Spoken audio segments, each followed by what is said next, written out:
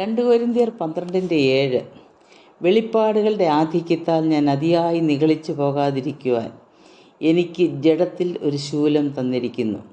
ഞാൻ നിഗളിച്ചു പോകാതിരിക്കേണ്ടതിന് എന്നെ കുത്തുവാൻ സാത്താൻ്റെ ദൂതനെ തന്നെ. പൗലോസിൻ്റെ ഈ വാക്കുകൾ ക്രിസ്ത്യ ജീവിതത്തിൽ സംഭവിക്കുവാൻ സാധ്യതയുള്ള ഒരപകടത്തിലേക്ക് വിരൽ ചൂണ്ടുന്നു.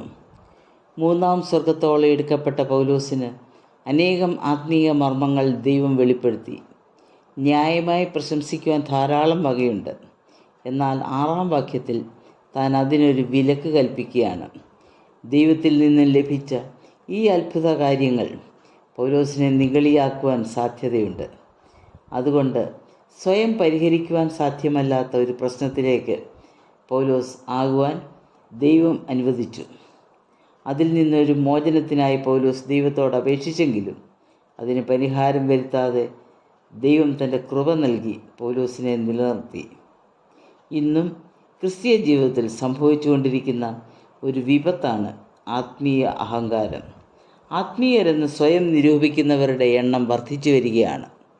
ഇവർ തങ്ങളുടെ ശുശ്രൂഷകളെക്കുറിച്ച് സംസാരിക്കുമ്പോൾ വാചാലരാകും. മറ്റുള്ളവരുടെ ശുശ്രൂഷകളുമായി താരതമ്യം ചെയ്ത് പരസ്യപ്പെടുത്തുന്നു.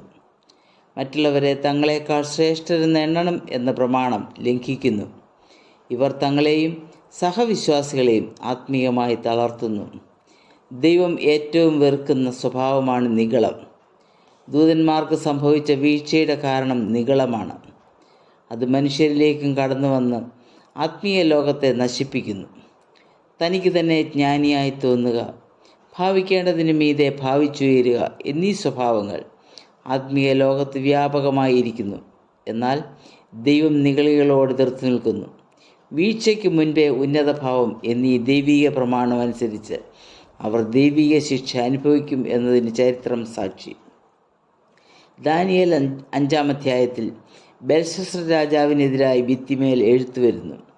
അവനോട് ദൈവം ദാനിയേലിൽ കൂടി ഇപ്രകാരം സംസാരിക്കുന്നു: സ്വന്തം പിതാവിൻ്റെ അനുഭവത്തിൽ നിന്നും നീ പാഠം ഉൾക്കൊണ്ടില്ല. നീ നിൻ്റെ ഹൃദയത്തെ താഴ്ത്തിയില്ല, ദൈവത്തെ മഹത്വീകരിച്ചില്ല. നിൻ്റെ അഹങ്കാരം നിനക്ക് വിനയായി. സ്വയം അഹങ്കരിച്ച രാജാവ് ആ രാത്രിയിൽ കൊല്ലപ്പെടുന്നു.